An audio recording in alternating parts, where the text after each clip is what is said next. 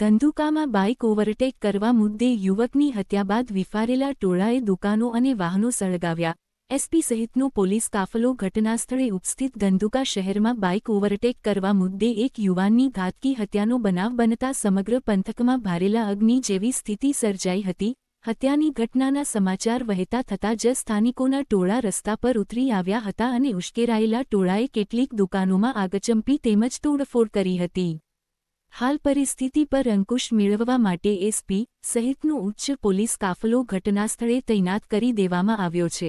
સમગ્ર મામલે પ્રાથમિક માહિતી મુજબ બાઇક ઓવરટેક કરવા મુદ્દે માથાકૂટ થઈ હતી, જે ઉગ્ર બોલાચાલી બાદ હત્યા પરિણમી હતી. યુવાનની હત્યા બાદ લોકોમાં રોષ ફેલાયો હતો, જેના પરિણામે અચાનક પરિસ્થિતિ વણસી હતી. ઉશ્કેરાયેલા ટોળાએ બજાર વિસ્તારમાં આવેલી અમુક દુકાનોને નિશાન બનાવી આગ ચાંપી હતી. આ હિંસક પ્રવૃત્તિને કારણે સમગ્ર શહેરમાં ભયનો માહોલ જોવા મળ્યો હતો અને વેપારીઓએ ટપોટપ દુકાનો બંધ કરી દીધી હતી. ઘટનાની ગંભીરતાને જોતા જિલ્લા પોલીસ વડા ઓમપ્રકાશ જાટ તાત્કાલિક ધંધુકા દોડી આવ્યા હતા. પરિસ્થિતિને કાબૂમાં લેવા માટે શહેરમાં વધારાની પોલીસની ટુકડી ઉતારી દેવામાં આવી છે. એસઓજી, એલસીબી સહિત વિવિધ પોલીસ મથકના અધિકારીઓ અને પોલીસ કાફલો ખડકી દેવાયો છે. સંવેદનશીલ વિસ્તારોમાં પોલીસ દ્વારા સતત પેટ્રોલિંગ કરવામાં આવી રહ્યું છે. દુકાનોમાં આગચંપી અને તોડફોડ કરનારા તત્વોની ઓળખ કરવાની પ્રક્રિયા હાથ ધરાઈ છે. વર્તમાન સ્થિતિએ પોલીસના ઉચ્ચ અધિકારીઓના જણાવ્યા અનુસાર હાલ ધંધુકામાં સ્થિતિ સંપૂર્ણપણે નિયંત્રણ હેઠળ છે.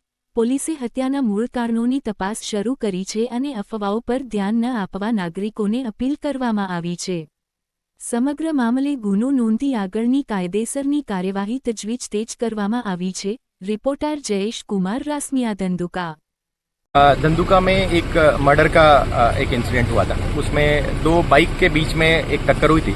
उसके बेसिस पे दोनों के बीच में झगड़ा हुआ और झगड़े के बाद में एक युवक के हाथ में जो छरी थी वो उसने दूसरे युवक के पैर में एक छरी मारी थी और उसके बेसिस पे ब्लीडिंग होने के कारण उसकी एक युवक की डेथ हुई है।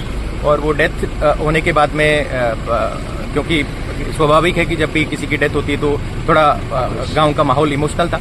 काफी सारे लोग इकट्ठा हो गए और उन्होंने उसमें से कुछ लोगों ने जो है यहाँ पे आगजनी भी करी और ये इस मर्डर की घटना में जो दोनों आरोपी थे, दोनों आरोपी को तत्कालिक पुलिस ने अरेस्ट कर लिया और इसके साथ जिन जिन लोगों ने आगजनी करी उसमें 15-20 लोगों को हमने डिटेन किया और उनकी क्वेश्चनिंग अभी चालू है।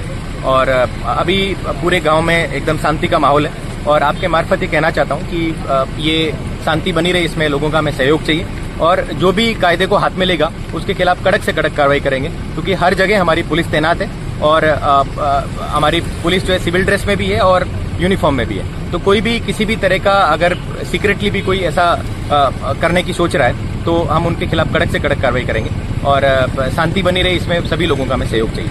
Thank you.